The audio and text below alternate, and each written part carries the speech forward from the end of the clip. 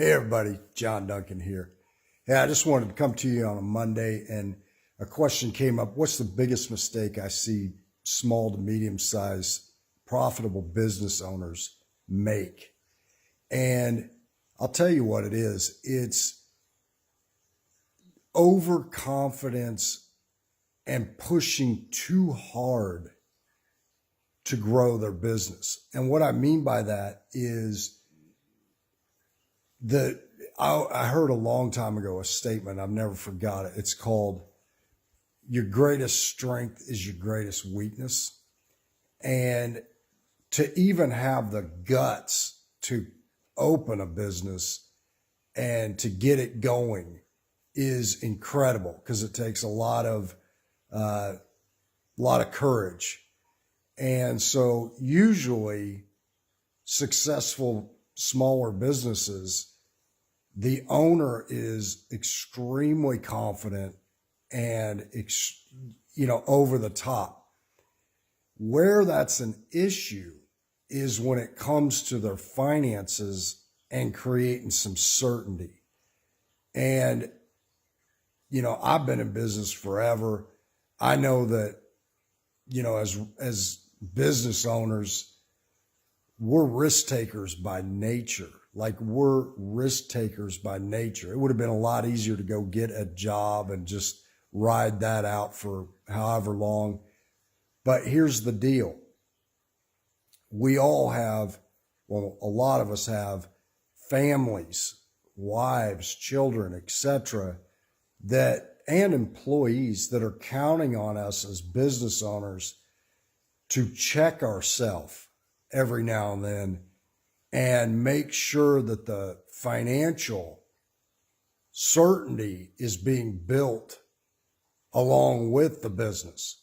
And sometimes that means not growing the business as hard and actually funding things that need to be funded. I'll give you a couple quick examples.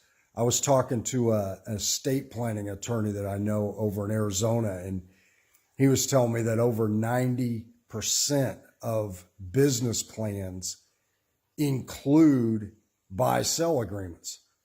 But he also said 95% of them never purchase the insurance to have the buy-sell agreement.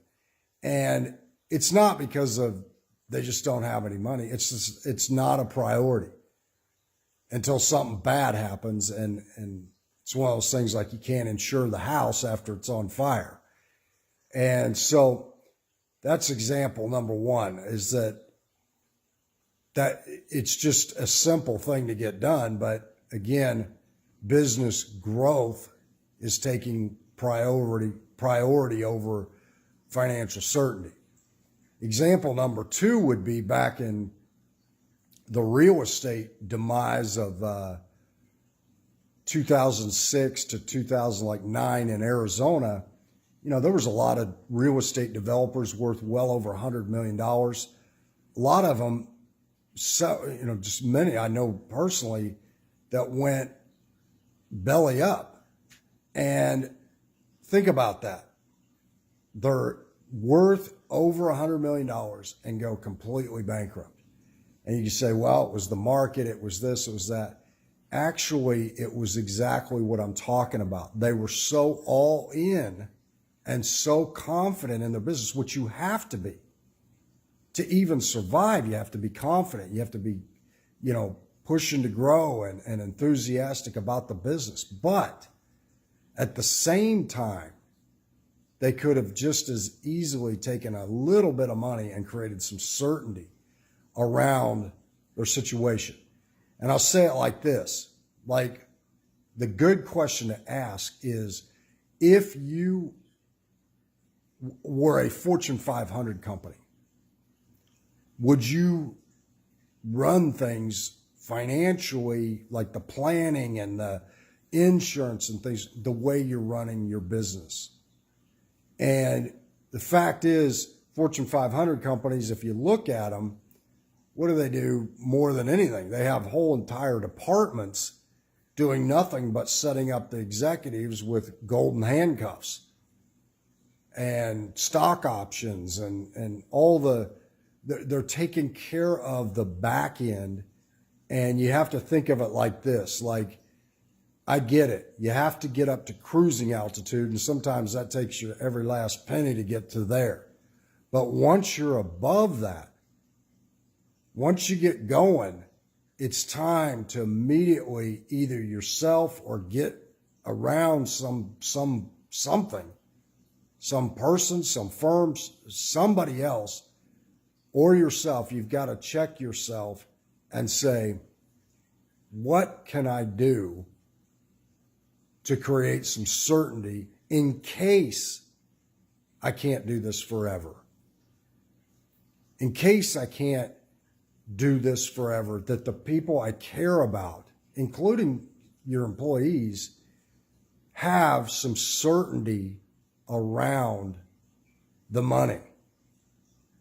You know, the only people I know that have complete certainty, it seems like, which that's debatable, is like government employees. If you look at like their retirement plans, you know, it's incredible. Well, you look at small to medium-sized successful business owners that are paying a huge amount of taxes and all that. And at the same time, they're not taking care of the one thing that when it's all said and done is really going to matter. Do you have a golden handcuffs? Can you retire comfortably or be able to go do other things comfortably? Or is it like, wow, it was all in growth? We grew and grew and grew until we didn't. I have a good friend, he always says, things work till they don't. So anyway, just something to think about. Have a wonderful week. This is Monday. So anyway, I'll talk to you soon. John Duncan. Thank you.